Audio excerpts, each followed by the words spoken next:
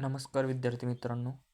अ, आपण हा video specially शासकीय महाविद्यालय नागपूर याच्या निकालासंदर्भात व कट ऑफ संदर्भात माहिती देण्यासाठी बनवलेला आहे.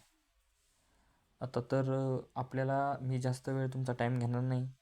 हा व्हिडिओ आपण बघतच आहात, लाईक करा आणि आपलं जे सरकारी नोकरी कॉर्नर यूट्यूब चॅनल आहे त्याला सबस्क्राईब करा.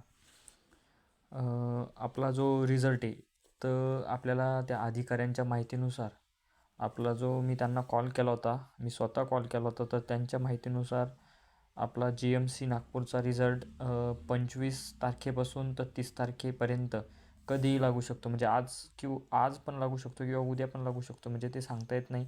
या शेवटच्या 3-4 दिवसात कधीही लागू शकतो. आणि राहिला कट ऑफचा विषय, तर आपला जो ओपनचा कट ऑफ आहे हा जास्त जाणार नाही, कारण IBPSनी घेतलेला जो पेपर होता तो खूप हार्ड होता.